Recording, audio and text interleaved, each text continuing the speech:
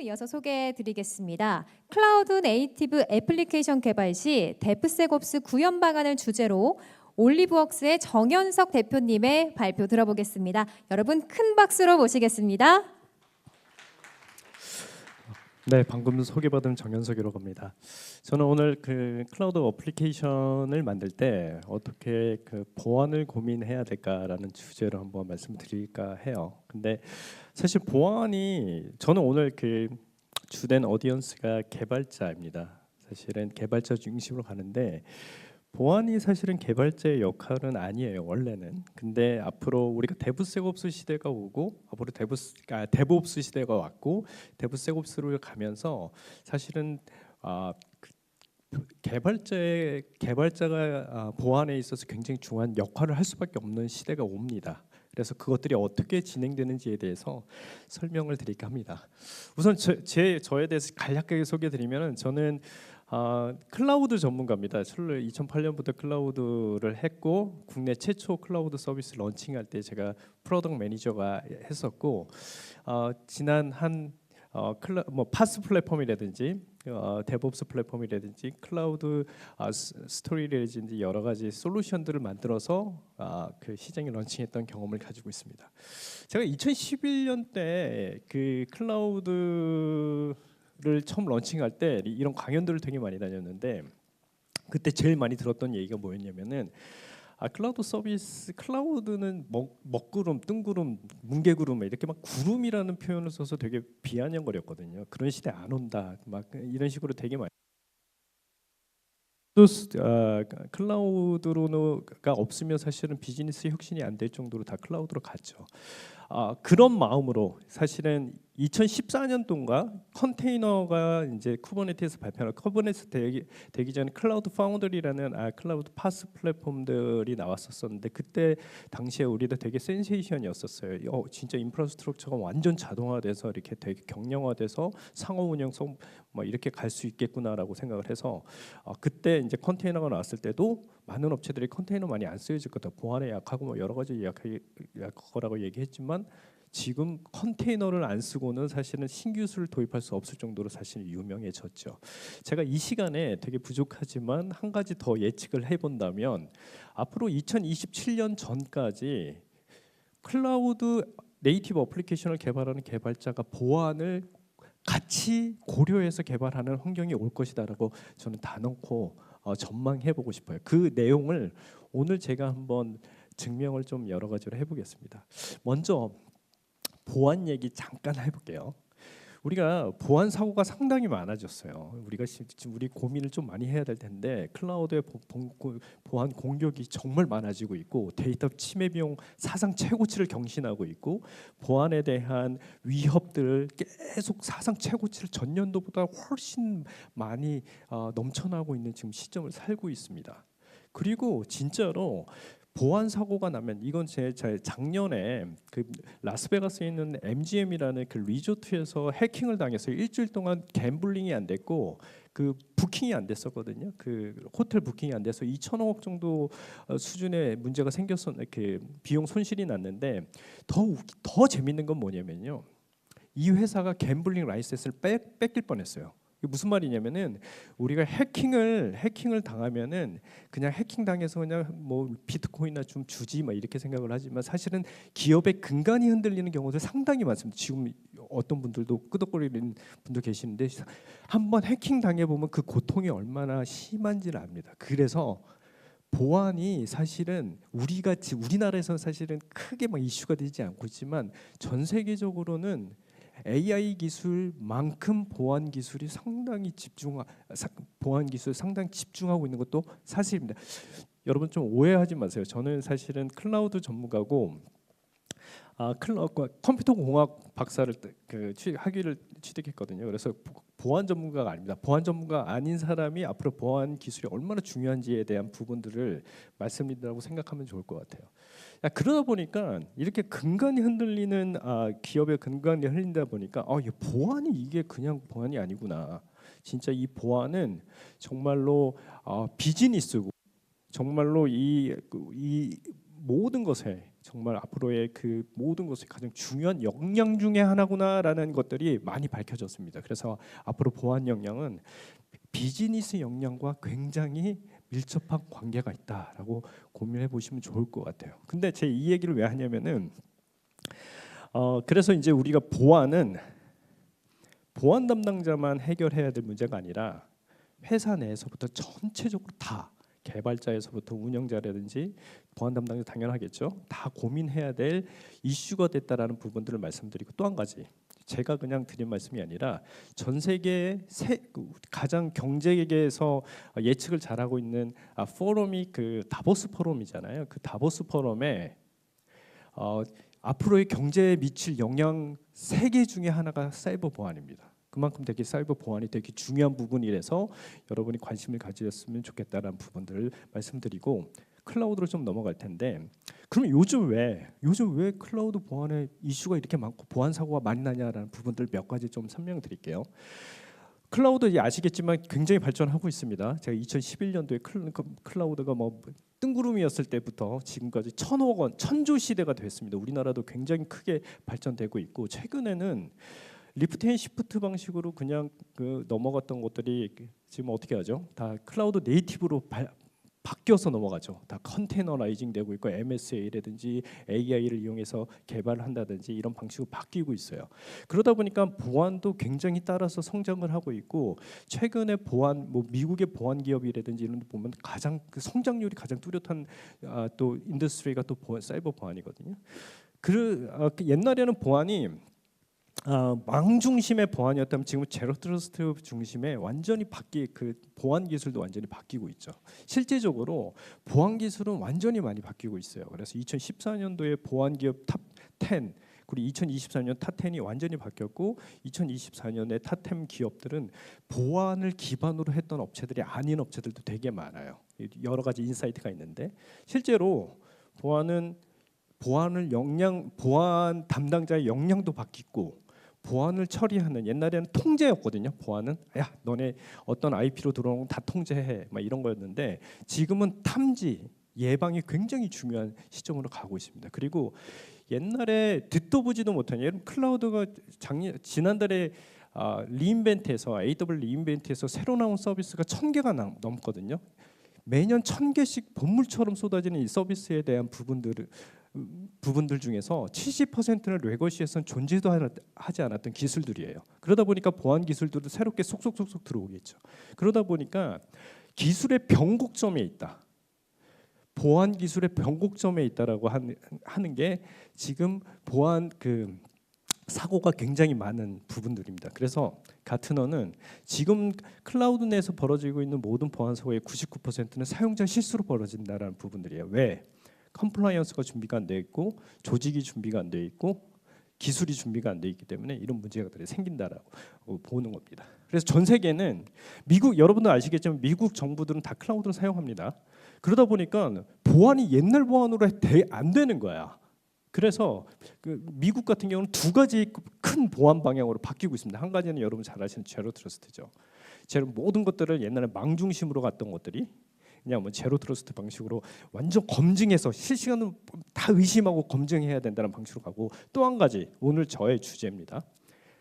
데브세옵스로 가자. 이게 뭐냐면은 그러니까 옛날에는 보안이 다 프로덕션에 집중돼 있어. 프로덕션 운영 환경에 다 집중이 되어 있는데 이제는 보안은 개발부터 코드부터 보안을 해 나가자라는 시프트 레프트 개발 보안 환경부터 가자라는 게 데브세옵스의 영향입니다. 그래서 미국 같은 경우는 행정명령이 낮아서 지금 되고 있고 미국 국방성 같은 경우는 이런 데브세옵스 프로젝트를 해서 모든 보안을 자동화해서 운영 중에 있고 우리나라 과기정통부에서도 제로 트러스트와 공급망, 소프트웨어 공급망 보안, 소프트웨어 공급망이라는 것은 코드에서부터 이 코드를 감싸고 있는 모든 인프라스트럭처, 워크로드, 모든 오픈 소스를 다 포함하는 겁니다.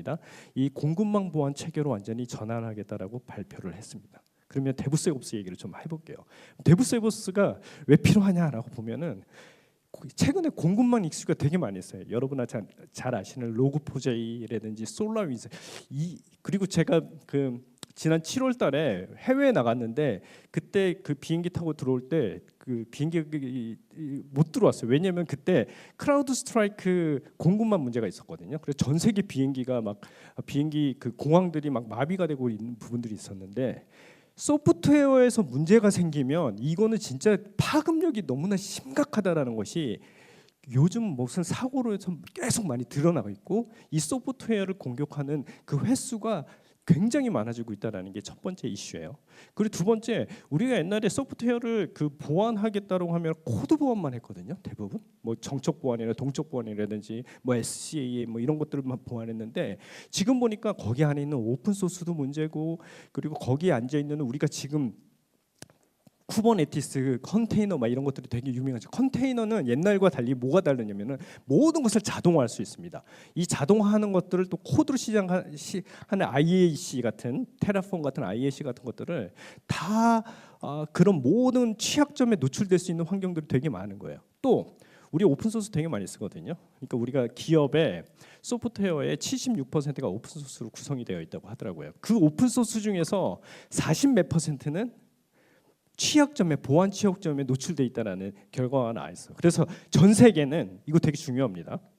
전 세계는 주요 각국은 공급망 소프트웨어 공급망 보안을 정책화하는 데 지금 나서고 있습니다. 미국 같은 경우 올해부터 시작했고 우리나라는 27년부터 시작을 합니다.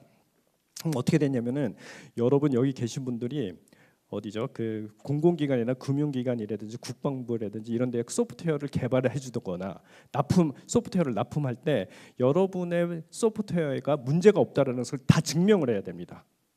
취약점이 없다라는 부분들 그리고 오픈 소스를 못 쓰고 있고 이 오픈 소스의 맵버 버전을 쓰고 있는데 거기에 버전에 취약점이 어떤 것들이 있는데 이것들 다 처리됐다라는 것을 증명하지 않으면은 납품을 하지 못하는 정책으로 간다라는. 그래서 아까 제가 처음에 정말 미안하지만.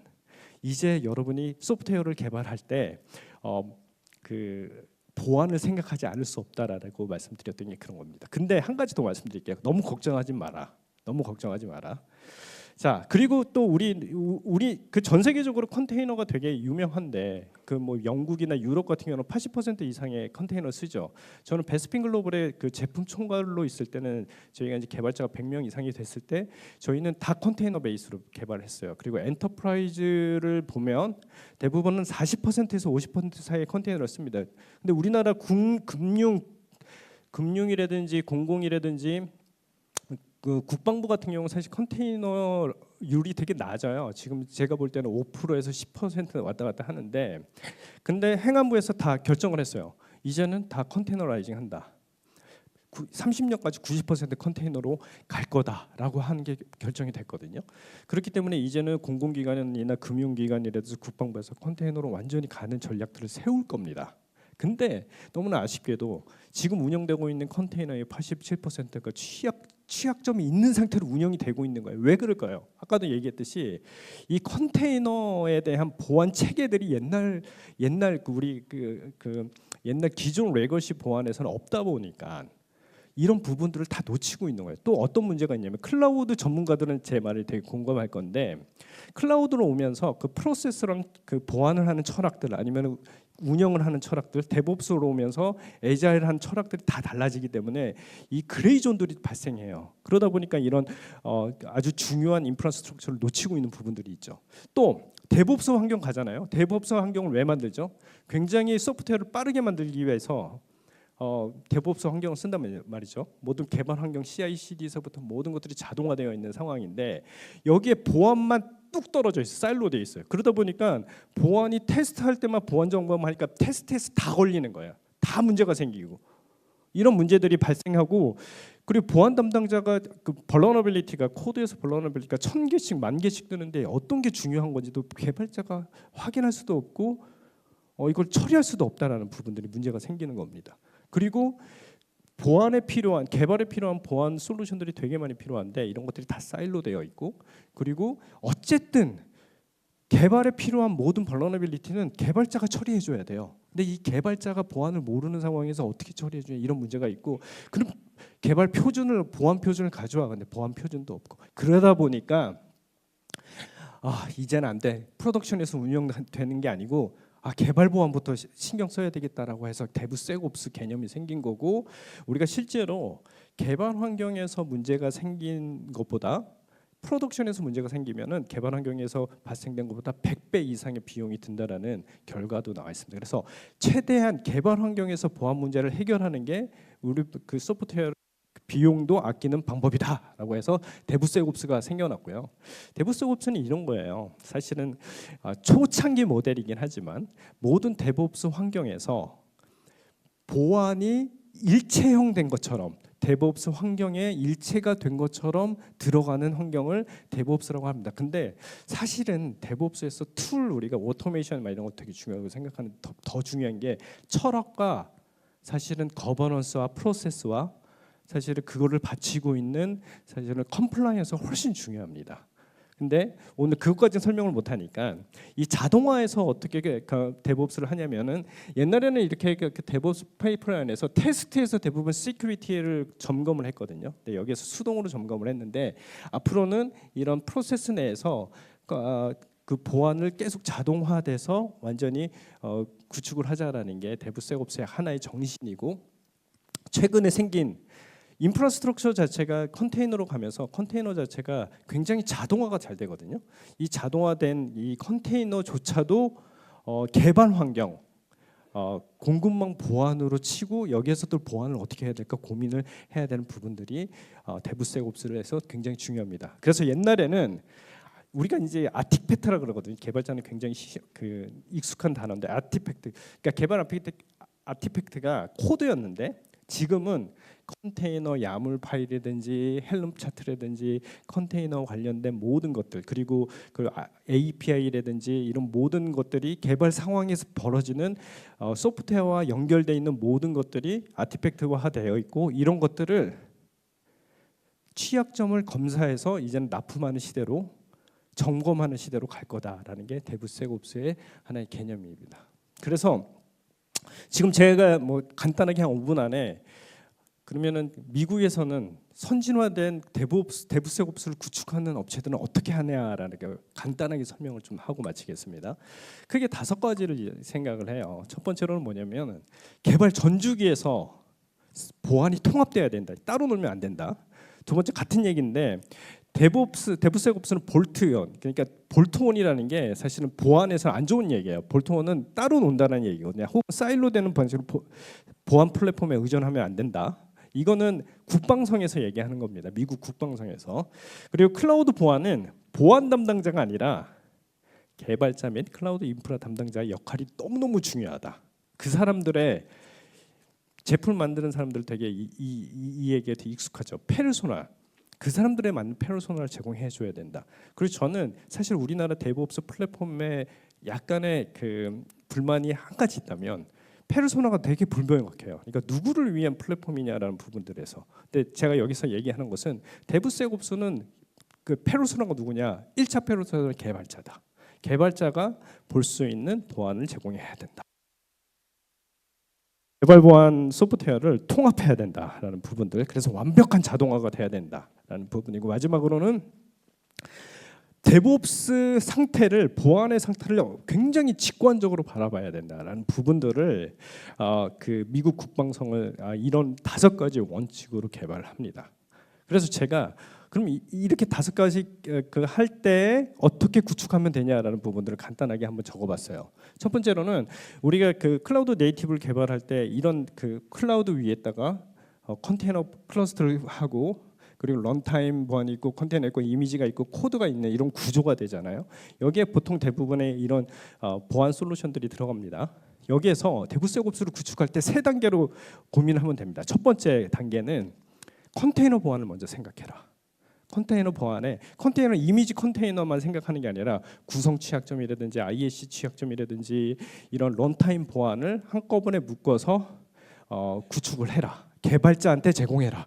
두 번째, 개발에 필요한 것들이 뭐 사스트는 코드를 점검하는 거냐, CQ 코딩이 잘 되어 있냐라는 부분들을 하고, 다스트 같은 경우는 어플리케이션 실행하면서 취약점을 검사하는 거고, SCA 같은 경우는 보안 그 오픈 소스에 취약점이 있는지 없는지 막 이런 것들을 검사하는 건데, 이런 것들을 한꺼번에 뭉쳐서 플랫폼으로 제공해라. 이게 두 번째 그 단계입니다. 그래서 보안 사일로되어 있는 보안 플랫폼들을 하나로 뭉쳐서 원뷰로 개발자한테 제공해라라는 게 두 번째 단계고요. 세 번째 단계는 데브옵스 플랫폼과 한 통으로 연계해서 쭉 코드에서부터 그 프로세스들을 가시적으로 계속 개발자가 그 개발하는 그 환경 그 프로세스 내에서 제공받을 수 있게끔 제공해라. 이 세 가지입니다. 근데 여기에서 중요한 것은 개발자 중심의 페르소나 뷰가 돼야 되고, 이 사람들이 보안을 잘 몰라도, 우리 회사에 보안 담당자가 잘 없어도 쉽게 보안 소프트웨어를 만들 수 있는 환경이 돼야 된다는 게 가장 핵심이고, 완벽한 자동화가 되어 있어야 되고, 이 프로세스 내에서 개발을 했을 때는 각종 규제들, ISMS라든지 뭐 금융보안이라든지 이런 것들을 자동으로 통과할 수 있게끔 제공해야 된다. 이게 1, 2, 3단계를 방법이라고 생각하고 있습니다. 그래서 뭐 컨테이너 보안에서는 어떤 것들을 제공해야 되고, 두 번째 중요한 것은 이런 개발 프로세스 내에서 어떤 단계에서 어떤 보안을 점검해야 되는 것들이 자동화돼서 계속 제공이 되고, 이런 그 버너너빌리티에 대한 정보들이 하나로 데이터화해서 이 상관 분석을 해서 중요도를 얘기하고, 이 어떻게 처리해야 되는지도 가이드를 주고 하는 부분들이 필요하다라는 부분들입니다.